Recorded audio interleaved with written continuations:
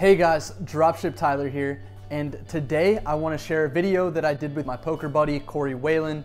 Cory is from Charleston, but he just happened to be in Charlotte, North Carolina, and he also has a YouTube channel called Cory Binks.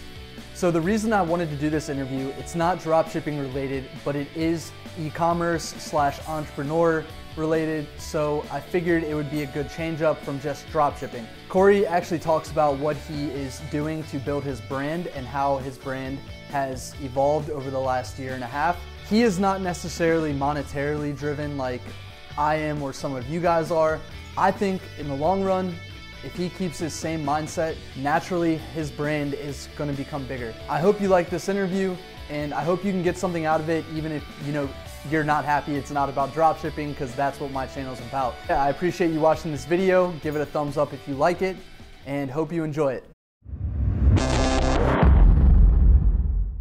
Hey, what's up guys? Dropship Tyler here, and I'm with Cory Waaland from ThinkBink. Hola. And Cory, what's the name of your channel? The name of my channel, I actually just changed it. It's Cory Binks now. When I first started it, it was ThinkBink TV with Cory Waaland, and then the more that I've been doing this, I realized like all the top vloggers only have 2 words. You know, Johnny Vibes, Brad Owen, Andrew Nemi, and I'm like, all right, I don't know why I have ThinkBink TV with Cory Waaland. Like initially when I did it's because I knew my channel was gonna have several types of videos. So I was thinking like how a TV channel would be. You know, all different types of stuff. You can watch some poker, some positive stuff, and now recently, like last week, I changed to Cory Binks. Nice. So. I'm gonna put a link in the description to his channel so you guys can check it out if you're interested at the end of this video. So I wanted to have Cory on my channel because it's e-commerce related, but not exactly dropshipping what I'm doing on eBay and Amazon. Cory actually has created his own brand, which you can see on his shirt is ThinkBink, and that's kind of where his channel name comes in, Cory Binks. It's a poker related term, and I guess you can tell us a little bit about your background. Tell us about poker. Tell us about how you started this ThinkBink. Okay, so we'll go long story short here, and I always say long story short, and then it turns out to be a long story. So basically, about 5 years ago, maybe a little bit longer, I was at rock bottom. All right, we all have tough times in life, and through a rough relationship, long story short, I was in not a good place, not at all. I wasn't playing poker. I was living in my friend's house in the Outer Banks trying to salvage this relationship. So my best friend, John Gonzalez, he turned his garage into a place for me to come live, and he said, you need to be doing what you do best, poker. So I came there, I lived in the garage, and I had, you needed a goal. Anytime you're at rock bottom or in a low place, you need something to get you out of that hole. 100% so agree. my goal was, I was always a huge Michael Jordan fan. Huge Michael Jordan fan since I've been little. I remember being on my, sitting on my Ninja Turtle comforter watching him hit that game winner where he jumps really, I just remember that. So anyway, my goal was to win 6 rings in my craft, just like Jordan did in his. Because in poker, whenever you play a World Series tournament, you win a ring in a tournament. So I was like, all right, I need a goal. I want to win 6 rings. So I wrote down that goal. I made the online screen name MJ23 Styles, which was supposed to represent that goal. You remember those days? I remember that. Yeah, I remember. That's how me and him met. We used to battle. Yeah, I used to play against Cory online, so it's kind of funny how there's multiple people from the poker community now that have started dropshipping and just done YouTube channels, whatever. So it's weird how poker's like a good way to create a network. There's a lot of parallels to poker to life, a ton. But so basically in that rock bottom phase, we were grinding in the garage, and my friend John, his girlfriend at the time, she would come in and she would write little inspirational messages on the board. And one day we had told her what the word bink meant, because it was already a slang term in the poker world. So if you don't play poker, basically bink means anytime you get lucky in a hand, or if you won a tournament, they would say, hey Cory, did you win the tournament? Hey Cory, did you bink the tournament?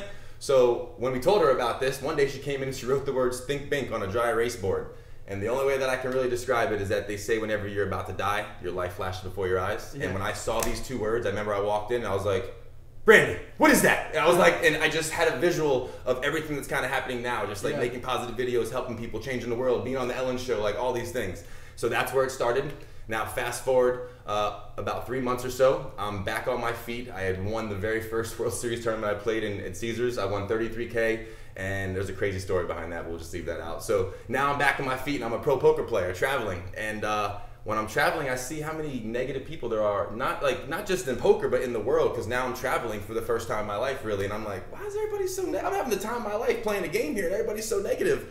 Yeah. So going into my first World Series of poker, that summer, I had 50 patches made to say think bank. I did the design and everything, and my idea was anytime that I see someone negative at the table, I wanted to say, hey man, think bank, positivity is a choice, and I would give them a patch. Yeah. And then Poker News stopped me in the hallway a couple weeks after doing this, like, hey man, are you the guy handing out these think bank patches? And I'm like, yeah.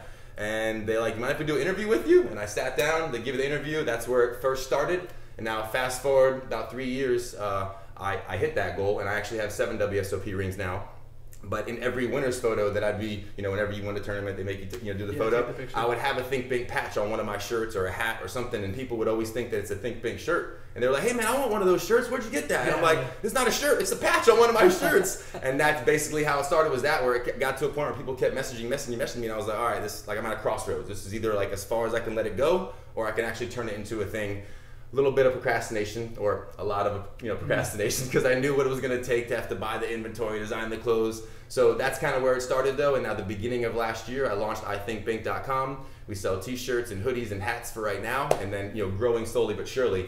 But I'm sure we'll get into this, but I don't have any idea what I'm doing, because I never started this with the intention of starting a brand. It kind of organically turned into one, and now I'm like, oh, okay, so how do I ship out the items? How do I make money from this? How do I monetize it? Because all I care about is spreading the message. And now it's got to a point where it's an actual business now, and I got to start worrying about monetizing it and making money from it. Or, worrying is the bad way to put it, but... Yeah. You got to figure out a way to... Because honestly, the bigger your business grows, the bigger your message is going to spread, So absolutely. You have kind of a responsibility now. If you really, truly believe in this brand, you have a responsibility to make this business successful in a way. So that's kind of where I didn't look at it as like a responsibility, but like for me, I just want to spread the message. That's my goal. And I know spreading the message includes selling t-shirts, selling hats, doing my YouTube videos, and that's where I really started the channel. Shout out to Gary Vaynerchuk. I was listening to his podcast. You might have heard it. It's called How to Start and has millions of views on it. It was actually a YouTube video that he turned into a podcast, and I'm in the car and I listened to it, and he says in the video, he's like, you might have had the idea for Uber, but you didn't start Uber. And when he said that, I felt like he was talking right to me, because I remember a drunken night in college. We're all having ideas, and I'm like, yo, what if we turned our regular cars into like taxis? And I remember hearing like having that idea. So when he said that, I was like, oh my God. And I had this idea for a positive news YouTube channel, basically, because every time you turn on the regular news, it's just negative, negative, negative, negative. So that was in my mind for the longest time. When I heard this podcast, I went home that night, pulled out my camera, kind of like we have right here, and I was like, hey guys, this is Think Big TV. At the time, that's what I called it. Yeah. I don't know what it's going to turn into, but I'm just starting it, just like Gary Vee says, just start. And now it's a little, like a year and a half later, I just hit the 1,000 subscriber mark, and I'm very proud of that. Like, it's been growing very slowly, but that's because I suck with the tags and the titles and the consistency. Like when I first did it, I was doing a video maybe once every 2 weeks, once a week, so you got to be consistent. Any of you guys out there trying to start a YouTube channel, that's probably the number one thing, is consistency. It is. You got to have good quality stuff, but also consistency. They go hand in hand. And what's also interesting is you talked a little bit about this, about like my channel growing faster than yours right now. The niche that I have is like drop shipping, right? Like the people that are interested in making money online and doing drop shipping, they're going to subscribe to my channel because I have valuable information. Yes. For you, you're in this like huge niche where you want to like focus on positivity, and instead of just focusing on like poker players, right? So you're trying to hit like a way broader market. Well, my channel, like I recently, like a few months ago, I started an actual poker vlog. So now there's a playlist where it's just kind of poker, like my life on the real base as a pro poker player. When I first started this, it's a combination of personal stories, people that I meet while I'm on the road that I'm like, wow, that's an amazing story. Do you mind if I turn that into an episode to help inspire somebody else? And that's how it started, was like just inspiring messages. And then it's kind of grown into now a poker vlog, where I realized like I used to do Snapchat stories, but they disappear after 24 hours. And I was doing that for years. People would message me like, Corey, I watch your Snapchat stories, like, it's a motion picture, and people love it. And then I was like, you know what? One day had epiphany, and I was like, why am I doing Snapchat? I should do a vlog like everybody else. And and now one thing led to another, and now I have a vlog. But when people, I feel like, are looking for specific content, it makes sense that your channel grows faster. You put out good quality stuff, and it's about something that they're looking for. Exactly. There's so many videos out there for positivity, so if no one knows who Cory Waaland, Cory Binks is, or they don't play poker, then they're going to be like, oh, I don't want to watch that, it's just some poker channel. So I'm trying to separate Think Bink, the brand. Like, it is not a poker brand. I repeat, Think Bink is not a poker brand. It is a brand that I started in poker because that's what I play. Yeah, exactly. And that's an awesome way to do it. Like, if I ever want to teach people how to grow a YouTube channel, for example, it's not just dropshippers, it could be anybody. So you're just starting where your strength is, and your strength was poker. So well, it's like this right here. Like he does drop shipping, and he's interviewing someone that doesn't do drop shipping, and you know you're doing it for your YouTube channel. So it's just kind of expanding because somebody who's watching this, someone that I share it to, might be interested. Like, wait, what is drop shipping? What is that? That's you true. know, so collaborating is big too, guys. Anybody that doesn't matter if they have thousands of subscribers or just a couple hundred. Their network of people is going to be way different than my network of people. Yeah. Some might be the same, like for me and him, because we both play poker. So we're going to have some of the same. But he's in drop shipping and I'm in positivity. People who are really into positivity probably never looked at a drop shipping video, or at least most of them. So yeah, definitely. So there's definitely benefits to collaborating and just networking. Period. And at the poker table, you meet a lot of people networking. A lot of people. And there's so many businessmen in poker too that you could network with. It's an incredible game. I played with a billionaire. Yeah. John or what's his name? John Morgan, I believe. I didn't know. Like you would never guess he's a billionaire, and he's sitting here playing a $365 tournament. And I'm like, and then he even played a nightly in Cherokee. A billionaire played $135 buy-in or whatever. Yeah, $135. So I mean, it's not about money to everybody. Like for me, true. It's just, it's a game. It's for fun for some people. So, and it's a great way to sit there and talk and really, like you said, there's so many like parallels to life and dealing with people at a poker table and dealing with people in life. Stuff like that. I mean, it's a great game. So let's talk about a little bit about like the e-commerce side of your business, because obviously there are a lot of people that this makes me nervous, guys. This makes me nervous. Yes. There's a lot of people watch this that are just genuinely interested in e-commerce because they're aspiring to make money, by watching my channel or whatever and learning about dropshipping. But there's other avenues to e-commerce, such as creating your own brand. How did you source your items when you first wanted to, make the patches or make the shirts, make the hats? How did you find a supplier? How did you figure out kind of what margins you wanted? Things like that. When I first started, or when I first did this, I was like, I want to sell the shirts for $23 for Jordan. I was like, all right, 23 is gonna be the price point. That's what I was thinking. I can't make money. You could do $23 plus $23 shipping. That might work. That was well, like 23 for a t-shirt. I felt like was a good price, and then once I because. Well, you can't really tell here, but see these shirts, they're not just a shirt that says Think Pink. I got official tags on it. I got this on it. I got the imprint on there. So all these little bells and whistles to the shirt add up. And I realized maybe I shouldn't sell for 23, and I'm at 25 now for these shirts. But anyway, I guess to answer your question here, long story short, all right, when I first started this, remember I told you I was procrastinating a lot, to get this off the ground. Mm-hmm.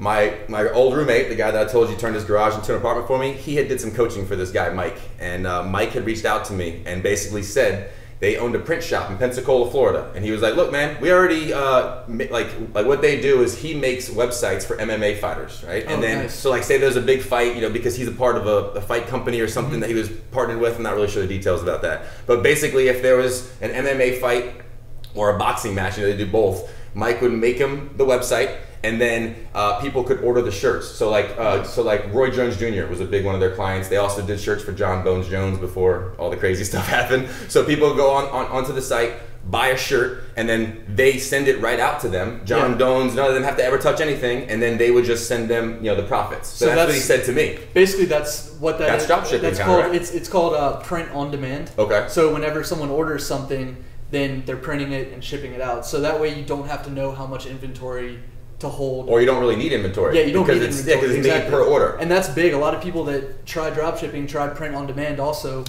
because Amazon actually allows you to do that directly on their site as well now. So that's actually a really big part of the dropshipping industry with clothes and stuff like that, is exactly what you're describing. Well, that was how it started, right? Yeah. And then so if I just had an idea for a catchy shirt, or a funny saying or something, and I wanted to sell it, that would be the best way to do it. That way, I don't have to have inventory. I don't have to worry about doing anything myself. Yep. But that's how it started. Was when he reached out and he told me hey, look, we do this for MMA fighters. We can do this for you too, and then just cut you the profits. I remember I'm on the phone with him in the car, and I'm like, nice! I can awesome. This sounds easy. I was like, okay, let's do it. So then when this happened, I had ordered 5 or 6 type of shirts. I wanted to try them on to find out which quality shirt I wanted to do, and I went to the shop in Pensacola. When I'm trying these on, and I'm like, you know what? I don't want to just put Think Pink on a Gildan shirt or just a random shirt. I want to actually make this a brand. And this is where I messed up. But you don't know what you don't know. And when I'm at this print shop, I'm basically trying to start a brand through a print shop. They don't know how to brand anything. I don't know how to brand anything. But when I'm doing the shirts, I'm like, yo, I want the little tags on the side of it. So I'm doing all this stuff that I have no idea exactly what I'm doing, and it's like total opposite of what he had told me that he could do for me. And as far as them making the stuff because I wanted to make it a brand. So anyway, I'm getting a little off track here, but basically that's how it started. And then when I got there, I realized this is not what I wanted to do. So whenever we made the clothes and I did all the designs, it took a long time because of everything else that I wanted to add. But for the first probably like 10 months or so, they would be doing that. If I had an order on the site, they would bag it up and they would send it out. Then there was a couple issues, like someone got the wrong size, or it would take a little while to do, and there was a few problems there. And then as the brand started to grow and people started to find out more about what ThinkPink was, and it's a whole nother long story, but there were some issues on the back end of them. It had nothing to do with me. They had some internal issues.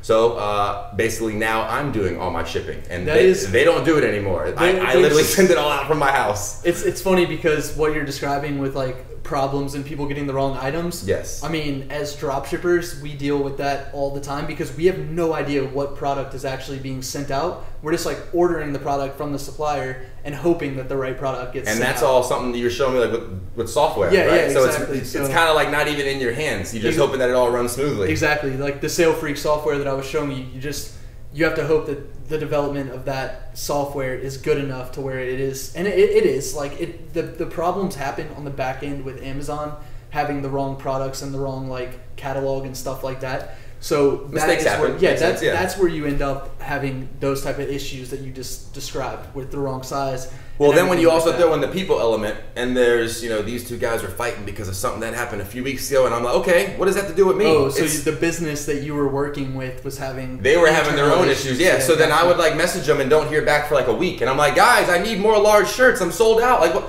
And then I don't hear anything. And it's like, oh, I'm sorry. I'm like, it has nothing to do with me, man. And it's in Pensacola. I live in Charleston, South Carolina, so I can't just drive there and just go.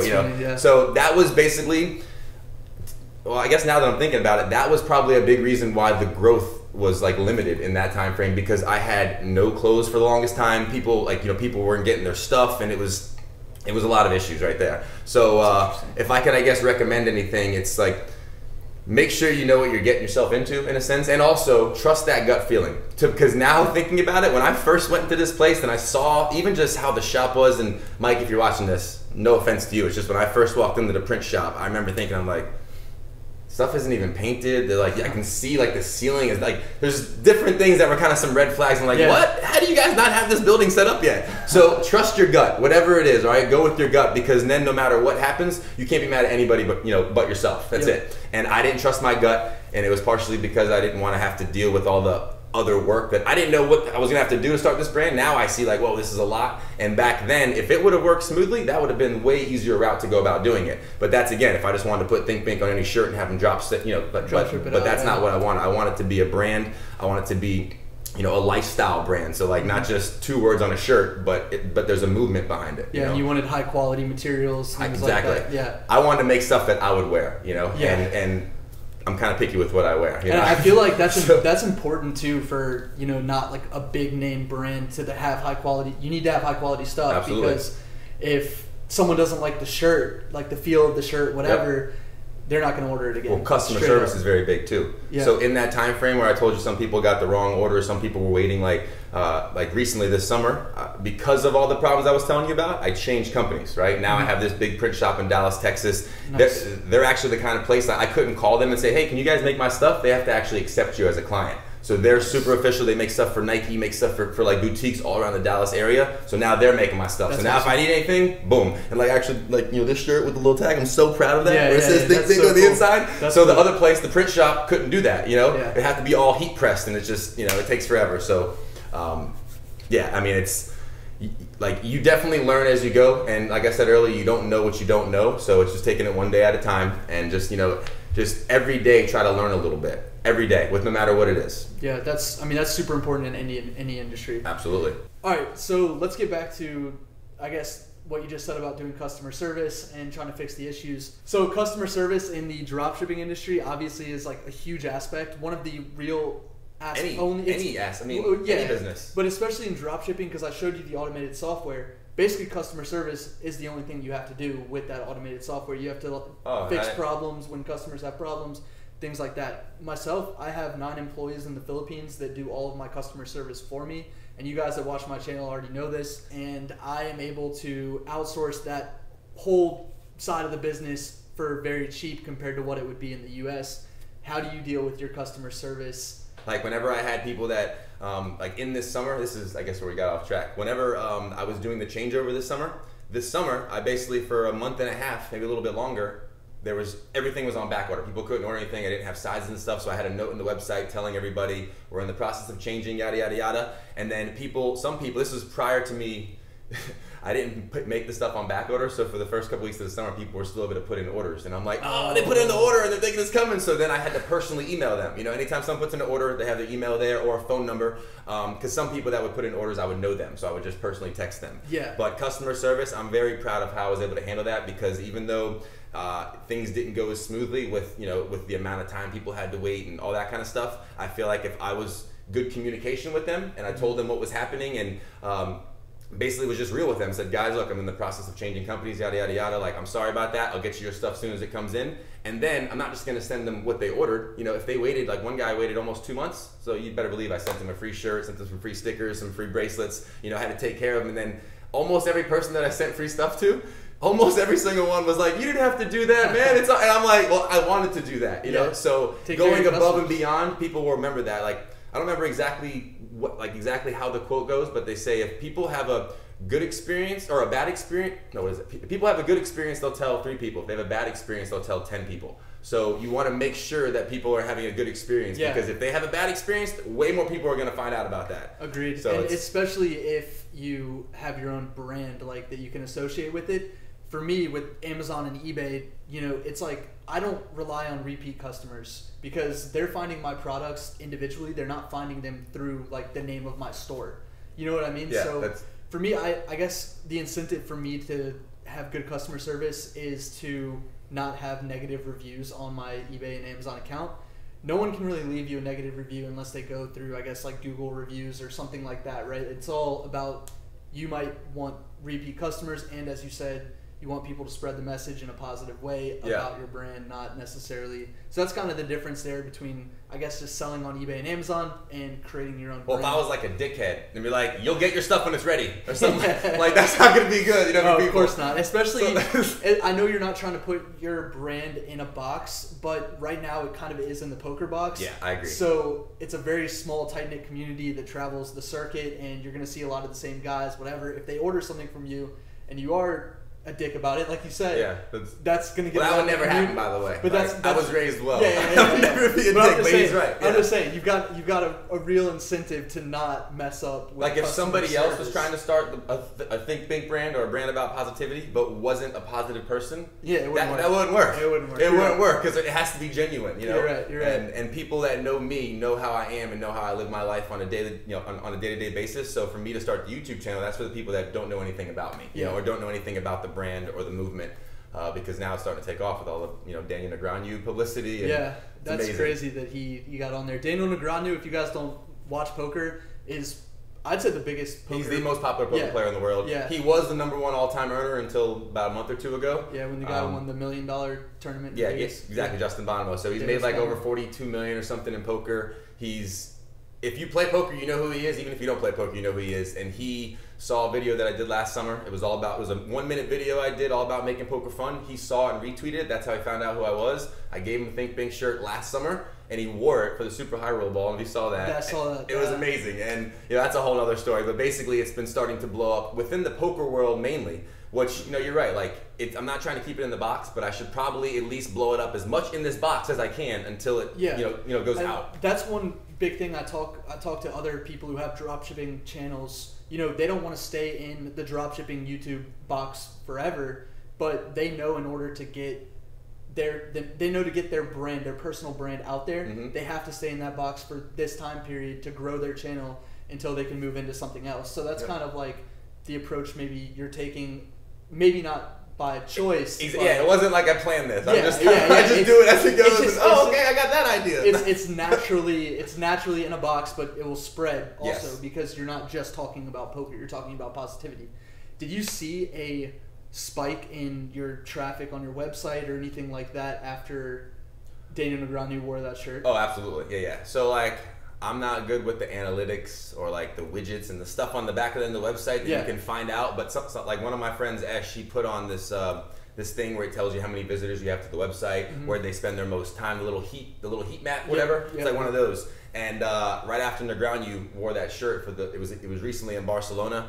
I had like 1,000-something people come to the website in that month, where usually it's maybe 300-400. It was like over double, But with that said, I didn't really sell that much stuff, to be honest. Like, as much traffic came to the website and much attention that I got, I didn't sell that much. So it's a combination, I know, of not having many SKUs. I only have like 20 different items right now. Every other place has 3 different types of hoodies, different types of hats, different types of shirts. You know, I have 2 types of shirts, 1 type of hoodie, 1 type of hat right now. You know, and then bracelets and stickers. So I understand that's part of it, but then another time it's, or you know, the other side, it's the marketing aspect. It's like, yes, I had a picture up, I put it on Instagram, I put it on my Facebook, but past that, I didn't like target certain groups. Do you do Facebook ads or anything like that? I don't do Facebook ads right now because it's basically all of our shoppers come through Amazon or eBay searches. Okay. So you're not getting outside traffic to your listing. Everything that you need to like make a sale is within eBay and Amazon itself. Okay. So wow. Yeah. So like something I wanted to ask you actually before I forget. Since you don't do your customer service, right? Is there ever a time that something has happened and you don't know what one of your customer service people told them, so it like kind of messed up the communication because they said one thing, you said another thing, and you weren't aware of what the dialogue was between them? So that especially from the Philippines, I feel like maybe the language barrier has to be somewhat That's something you would tough. think, but they actually learn English they're fluent from like the day they learn to talk, basically. Oh, okay. Like everyone in the Philippines speaks English pretty much, from what I've talked to my VAs and they've told me. And it's interesting too because when I talk to my VA, and VA stands for virtual assistants. I was just about to ask you that. Yeah, I was literally, it's like you saw my face. I was like, what is VA? Okay, I know. No, because like people in the online, the internet marketing or dropshipping or whatever communities, they all pretty much utilize the people from the Philippines because their English is so good. Should I be doing that then too? I was just about to say maybe we could help you set that up later. I mean, I don't have a bunch of sales right now to where I need a bunch of customer service people. Like, you have sales coming in all the time, I imagine. 35,000 item store you said you had? On eBay, yeah. Yeah, correct. so like I have 20.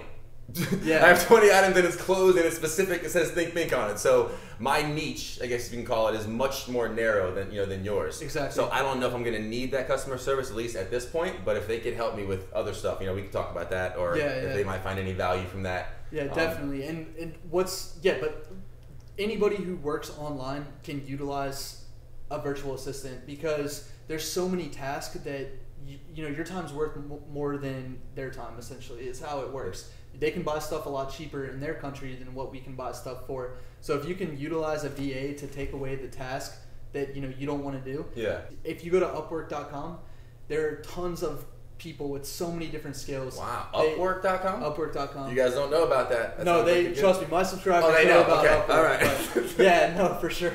Okay, cool. Yeah, so is that kind of like ZipRecruiter type of thing? Like I've never seen commercials for that. A little similar? bit. A little bit, yeah. And then there's another site called onlinejobs.ph, and it's just onlinejobs.philippines, obviously, instead of .com. But, so it's .ph, and you can go there, and people just put their resumes out there, and $2 or $3 an hour, they'll work for you. They'll do all your customer service. You'll never. I would want to hook them up. I feel like. I don't know. Yeah. I mean, that's just how I am. Like when I think $3 an hour, and I know the stuff that I do, if I could have someone else do that, I would give you way more than $3 an hour. I don't care about money, guys, which is probably my problem. I really don't care about money, so that's probably why I haven't been making any with this business yet. I guess you have to ask yourself, guys, too, with whatever you're trying to do, whether it be drop shipping, starting a brand, like, what is your goal? What are you trying to do? Are you trying to make money, or are you trying to impact people? You're trying to do both, Me, I just wanted to spread positivity and help people. That's all I wanted to do. And then it turned into a brand. So, well, I mean, as you talked about with Gary Vaynerchuk, obviously, I started my YouTube channel because I started watching Gary Vaynerchuk. That's pretty much the only... Me too, brother. Yeah, that's the only... What up, Gary? That's the only reason, pretty much, is like I realized there's so much potential in helping people, but then also making money from it later on down the road. Giving the value. And I mean, people know that, I'm not just doing this for free. Obviously, I love helping people. There's so many people that message me and, tell me, hey, as you saw, like I just showed you a guy on Facebook who messaged me today, and he made $4,000 in the past month, all because he started watching my YouTube videos. Like, that stuff's awesome. But at the same time, that's pretty awesome. It made me want to start doing drop shipping. I was like, really? What? you can't just like sustain doing something without eventually making money from it, or you know. Well, like you said, it's a responsibility then. Yeah. If you want to help people, if you want to put this dropshipping info out, if I want to spread the Think Big message, it's a responsibility to kind of monetize it and make it an actual business. Exactly. Otherwise, you're just kind of, it's like a money pit. You know, like I'm not profitable with Think Big. Putting that out there, I don't care if you guys know that, but it's been less than a year and a half. You know, and I know they say most businesses take around 2 years to be profitable. Like I guess, like your business is something different. It's completely different because I have no overhead except for really my software costs and my virtual assistants, and that scaled up with my business. Like I didn't have any expenses when I first started, so everything I sold and made money on was just pure profit. That's awesome. So so it's different, and I was going to say that too. For those of you guys that are like judging him as an entrepreneur, because I know there's so many entrepreneurs that watch my channel. Or at this point, I think I'm a wantrepreneur. No, but that's what I'm saying. There's a lot of people there's a lot of trolls out there too that like watch these dropshipping channels and they try to think that they know everything about the business, whatever. So they're probably judging you, saying, "Why isn't this guy making money?" But that's not how a real business works. I mean, as you said, it takes 2 years for the average business to become profitable. You have to put so much money into actually spreading your message and getting people to understand what Think Big means. Considering Bink is a poker word, it started out as a poker word, and I'm trying to get the message out to past that. It is. Like, and as you just said, I mean, you sent free stuff if there was a minor hiccup in your business, you know. Because I just felt like that was right. I feel like if I was waiting a month for a shirt, I would want something. Yeah. And I'm not going to give someone a coupon because then it makes me have to buy something else. And it just felt right to give them a shirt. Yeah. But all those little things though, right now when you don't have like a huge sales volume, obviously those are kind of costs. I guess you could call them goodwill costs. Like you're creating goodwill for your name brand, your brand name. Or wouldn't that be, I guess, just good customer service? Like, I mean, yeah, you're right. Because someone waited that long. Oh, wow, he gave me a free shirt. They're never going to remember, essentially, that they had to wait 2 months for their shirt. They're just going to remember what I did for them and what I gave them. And also, and this is not, this is actually kind of goes hand in hand with that question I was asking you earlier about the dialogue between the Philippines people and then your customers. Like, how do you know? Anytime someone puts in an order, especially when they had to wait for a while, but even now, I handwrite everybody a note and I say, like, whatever their name is, thank you for spreading the message, thank you for helping the movement, whatever just comes to mind. It's never the same message, it's always different. But I write handwritten messages to those people just as another way to say thank you, because I'm trying to impact people and literally change the world. So if it just takes me 5 seconds to write a little note, I get people, look at this, and they have the little sticky note on their fridge, and every day they just see what I wrote them. And I'm like, you don't realize, because one guy, for example, and he said that I haven't felt like anybody cared about me for 2 years since I broke up with my ex-wife, right? Like, so him and his wife got divorced, and me taking the time to write him a little note made him feel like someone cared about him. And I even got goosebumps right now thinking about it. So something little like that, and I didn't realize that a little note could actually do that to somebody, but it did, Yeah. And that's another level of customer service. We don't have to write personal notes. Send them an email, or just whatever. Like, there's numerous ways that you can do it, but that's why I was kind of curious. Like, you don't have any of that contact with your customers because it's all through the Philippines VAs. Yeah. So one thing I know the VAs. That's funny. I didn't know what that was, and I was just rolling with it. No, it's fine. It's all you. So with the virtual assistants, I guess I never really answered the question before because I started talking about pay and all of that. And I'm just all over the place. We're all over the place. Yeah. So you mentioned about how you like writing handwritten notes, right? So the solution for me, for example, with my virtual assistants, if I had something like that, I'd create a Google spreadsheet, and all of the customers that had issues that they think you need to write a handwritten note on, they would put the name and where the orders go. They would do that for you, and I'm just saying, like, they would tell you, all right, Corey, you need to write this person a note. Okay. I responded to this person. Here's kind of like what happened, and then you would write the note and send out the item. Okay. Right. So the thing that I use, like, my customer service agents for or my virtual assistants, when we have like basic problems, like with dropshipping, there's tons of basic problems. So like the item's out of stock. So I've taught my virtual assistants how to respond to that. And now at this point, a lot of them have been with me for over a year now. Mm-hmm. So every single issue has kind of come up that they've had questions on. So now they're experienced with it. Yeah, so they know what I'm going to tell them to tell the customer anyway. So that's kind of awesome about having people who have been with me for so long is now. That makes sense. Yeah, they like know how you do things. Exactly. Okay, that makes sense. I didn't think about that. When you're trying to like hire an employee to take over a task that you're doing, I mean, your whole goal is to just have them be an extension of you, right? So that's kind of how I've trained my employees. They still contact me on Skype when I have issues. They type me, or when they have issues with certain customers, they'll type me a message, and I'll just, you know, reinforce what they would normally want to do in that situation. Yeah, I don't think there's any miscommunication anymore. There was at the beginning, especially sometimes my VAs would give like refunds where I'd be like, no, we shouldn't give a refund here. We should do this instead, and like order the item. Did they do that without asking you? Sometimes, was that a problem? But that was the miscommunication. Is there were some times where I was like, yeah, give a partial refund or give a refund, you know, and then other times where I'm like, no, this customer just has to pay for the item again, or you know, whatever, or has to return the item, and then we can give a refund, you know, stuff like that. So now they've learned my system. They've learned kind of how I deal with everything, and that's kind of would be, you know, your goal if you ever wanted to hire employees to do the stuff for you. Yeah, while you were saying that, I was kind of like, I always do this. I guess it's part of the ADD. But while you're talking, my brain's just going. When you said your employee is an extension of you, right? I guess the best way that I can put it is, A, you have to have a team, guys. If you want to have anything successful, you can't do it by yourself. Now, with that said, everything to this point, so if you guys go check out the website or check out my YouTube channel, the Instagram page, everything, pretty much everything I've done. Like I didn't actually put together the website, right? But I did the pictures and I did all the descriptions, all that stuff. So you need a team. You're going to have a team in order to be more successful. And then with that said, though, to have someone that's an extension of me, and I don't mean this in like a cocky way at all, but I don't think there is anybody like me, right? In order of spreading the Think Pink message, because I am Think Pink. Like I live the lifestyle. It's not just 2 words that I say to people. Like I actually live like I try to spread positivity everywhere I go. Just now at the gas station, you know, I bought the lady behind me a bag of Skittles. Like, I haven't done anything nice for anybody all day. Think Pink, ma'am. She had no idea what Think Pink was. She had no idea. Like maybe she went home and she like typed it in. But this is just my life. This is who I am. So for me to find someone that is an extension of me, from the business side of it, right? That's one thing. To have someone who can, do customer service, write them a little, the email, send out the stuff. But as far as having someone who is me to spread the message, and whether it be, a phone call, like a message that I wrote them, I think that's why I've been hesitant, and that's a flaw. I'm not saying that I'm in the right at all. This is definitely a flaw because how you just put it. I need to have someone that's an extension of me from the business side. I can still be me and still be spreading the positivity. I still do my videos. You are the brand. So you're the brand. But just because you are the brand doesn't mean there can't be somebody that helps you, like you said, like with creating a website that draws customers directly to your, to want to buy stuff. So you could have some sort of an expert helping you there.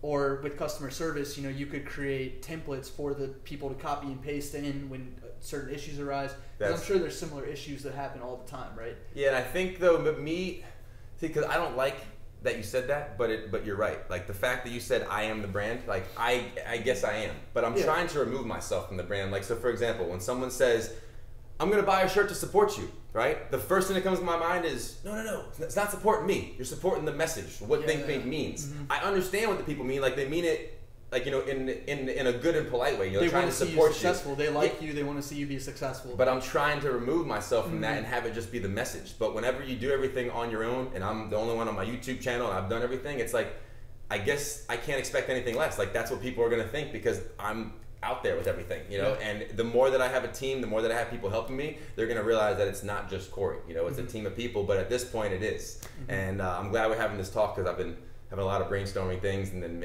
I might have my own VAs. Yeah, for sure. Wow, that's awesome. Even for I know a guy who runs a big YouTube channel for dropshipping. I mean, he hired a video editor, so now all he does is do the film and then sends the film to somebody else. And we've been doing this for probably 30-40 minutes, whatever. It's gonna take a couple hours to edit the film, so he can pay somebody $20 an hour or something in the US to edit the film for him, and it's done.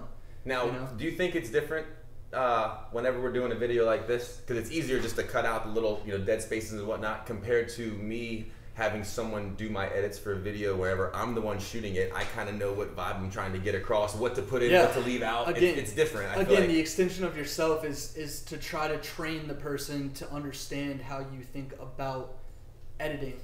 How that's a flaw. They could watch your other videos and then say, all right, I know exactly how he wants to do it. They could edit it, send it to you, and then you could correct them or give them positive feedback in the areas that. But I kind of like doing the edits, but then at the same time when I'm doing, I'm like, it's been 3 hours, man, I messed it up. Like, oh, the music's not the right spot. Oh, I would love to have someone just be able to do that for me. Yeah, for sure. Because if they're a professional, obviously, you know, most of the time it probably turns out really well. And and like you said, the more they work with you, the more that you talk and stuff, they're gonna get to know you. They're gonna be an extension of you. Yeah, so, definitely. Yeah, I need to do that. So let's talk about, I guess, just to wrap things up, how do you plan on growing the brand from here? And I guess, did you get anything out of the talk today about how you're going to move forward with anything, like, just taking different actions? Prior to us doing this, video, what you were showing me on your computer and all that behind the scenes, the spreadsheets and how you like saw what you're going to be monetizing, I'm like, I don't know how much of that would apply to me since it's totally different businesses, but at the same time, all that analytics stuff is needed. You have to know what works, what doesn't work, what you're trying to accomplish, what your goals are. So I need to get better with that. And I got to stop with the whole focus on your strengths, Cory, because I know what my strengths are and I'm getting better at them, but at the same time, there's other things that I'm lacking that are prohibiting the growth of the brand, of the message. And so I've gotten a lot out of this, definitely. And now moving forward, I also need to just expand the team. You know, I have to have someone helping me because it can't be all me. It can't be all you with your business. Like, is it safe to say that your business would not be anywhere near what it is now if you didn't have those VAs? Is that safe to say? Oh yeah, I would be a fourth of the size, and I'd be working on a computer all day rather than being able to do what I want to do, right? Yeah, living life. So, yeah, exactly. So I pretty much have a fully automated business, and I can spend my time helping people learn how to dropship and how to change their life.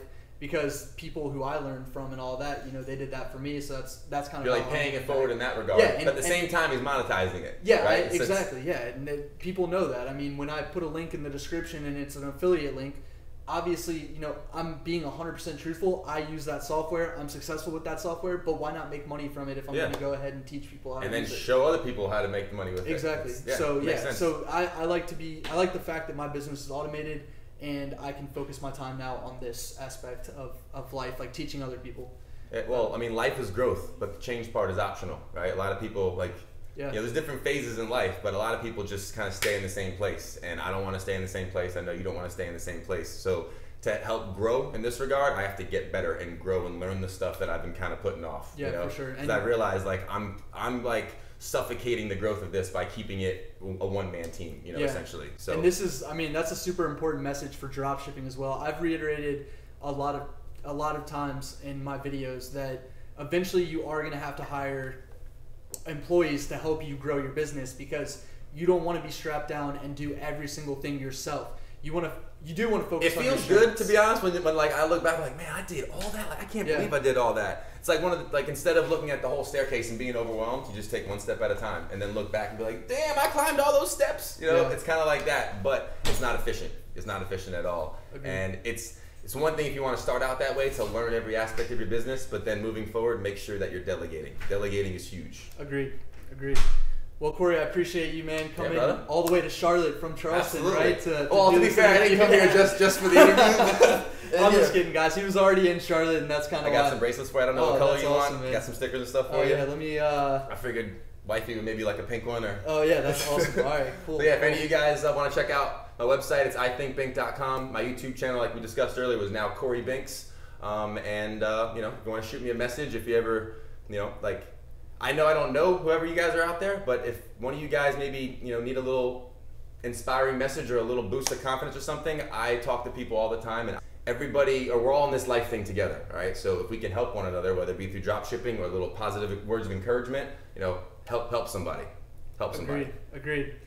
All right, guys, thanks for watching, and subscribe to my channel and subscribe to Cory's channel. Cory Binks. I'm gonna put a link in the description to that and his website if you guys want to check that out. Thanks for watching, and keep looking out for more videos. Think bink.